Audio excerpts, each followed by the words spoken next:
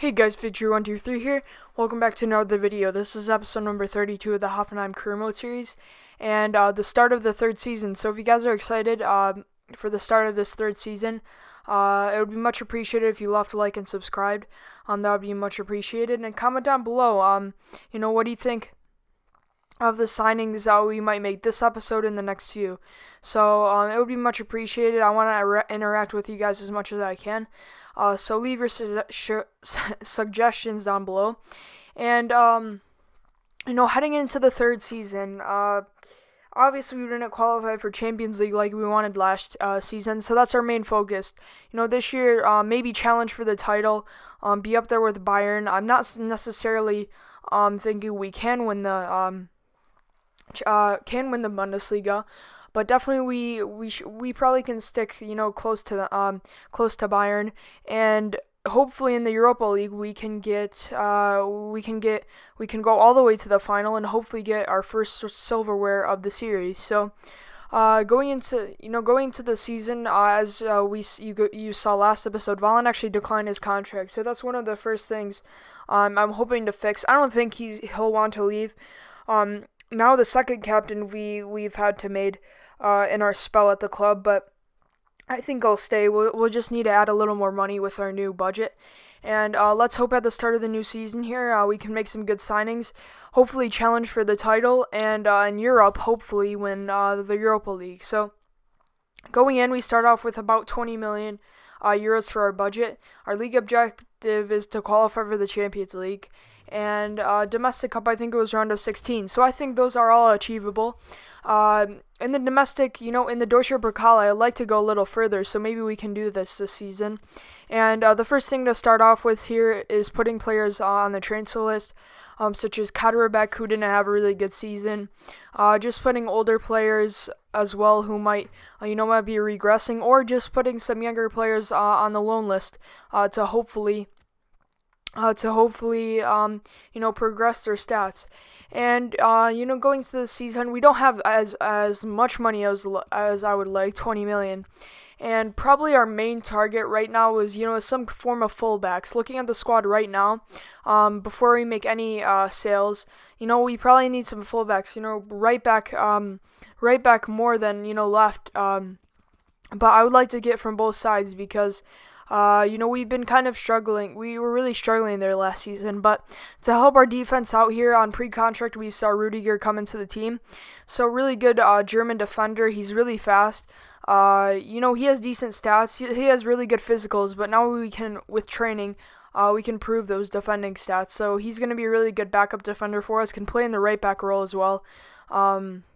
As a center back role, so he'll be a good versatile option. I can play him in both places, and he'll do just fine. So I put him right into training here, as he still has the promising green thing show up for training, which was really surprising because he's 24 now. He's not the youngest for players like that for potential, but I'll still be training him, and hopefully his defending stats can improve. But the first offer here comes in for Vargas. This transfer window, you'll see it's just a lot of teams want my players. Most likely I won't want to let them go, but if they offer me double their value, you'll see in this episode and the next one, then I'll give it to them. Offering here like for Vargas 20 million.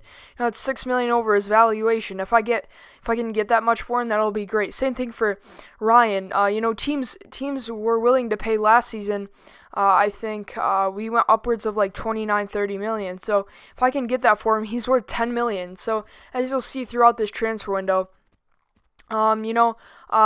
teams are really overbidding for my players, and some of them are really good, but if I get double, triple the valuation, that's the next step to really huge success. You have to take it's hard to get a big step, from having like an 80 overall, average team to making it like 85, 86, like every position. So, we're working our way towards that. And the way, you have to make sales sometimes. If the team's offering you double, triple, what they're worth, then, sometimes you just have to take it. But going in here, we picked the tournament with the most money, and we started out quite well, doing well. I think winning the first game, and just trying out different players, seeing how they play. If we got to the final, I was gonna play the match, so I was gonna sim the rest. So if we get to the final, you might see some gameplay. You might see some gameplay in this episode, but other than that, the league actually will end off on the beginning of the Bundesliga, so you'll see that in the next episode. But we were doing pretty decently in the preseason tournament. I think we actually got out of the group stage here. However, I think we got to the quarterfinals and we lost to Zenit on penalties, so that was disappointing to see. But we still got a lot of money. I think we got about 5-6 million. So we're working with about 25-27 million pounds to start off with. But as last year you saw, I remember I mentioned this, that Barcelona accepted a 20 million offer deal for Ter Stegen. I remember last season, so I was thinking he could be a possible replacement if if Ryan gets sold. And as you see here, he actually did get sold. So I think it was like for 28 million. So we got about like 25 million from it, which was really good to see. And offers coming in for a lot of our players. Rudy, I countered 25 million from Bilbao. Sue, I wasn't sure about Sue, but we'll see. If we get a good left back, like a really world class one, then I might be looking to sell him. But other than that, right now, I think we'll just keep him unless we get a big offer, like we have been. A lot to start off, but here's some looking at some free agents as well, and mainly this episode just going over some goalkeepers. It's good to look at the free agents. I think one of them could have been a regen. That center forward could have been Tadi's regen. That striker was German, so he might have been closest regen. So it's good to look at the free agents.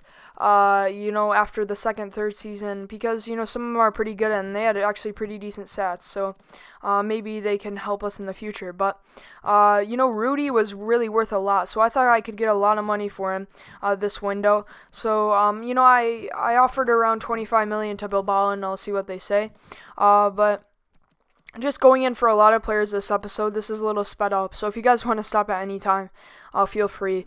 But going in for different players. I also wanted a squad central attacking midfielder. Off the bench, because Amiri hasn't really progressed like I thought he would.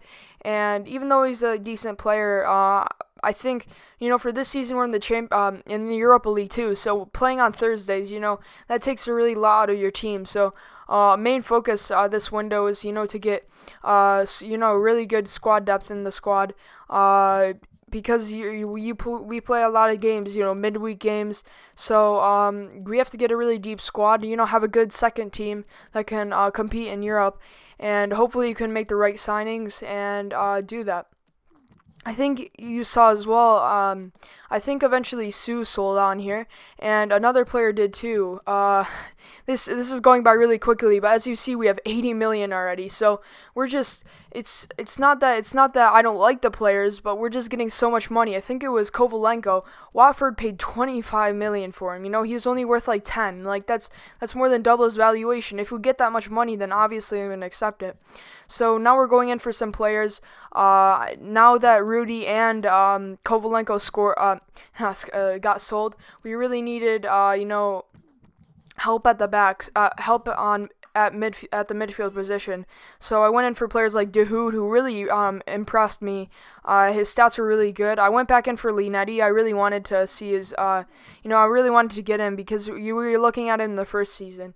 But here, as you see, Kovalenko, Watford accepted a 25 million deal. So just teams overbidding for their for players, and I have to accept if if they're offering me that much money, I can get a much better player than Kovalenko that probably has more potential for a little less than that and make profit off of it. So that's exactly where we were doing this window. And, we have a lot of holes to fill now that we sold a lot of positions. I think Vargas got sold as well. For about 15-20 million. So we have a lot of positions to cover. We need a new winger off the bench. We need, our whole bench is going to be revamped this season. We need, a new central midfielder, central defensive midfielder.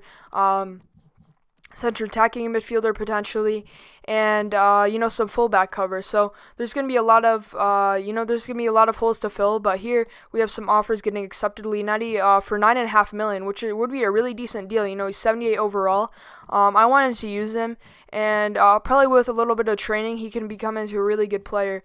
And he would be a great addition off the bench and in European games too.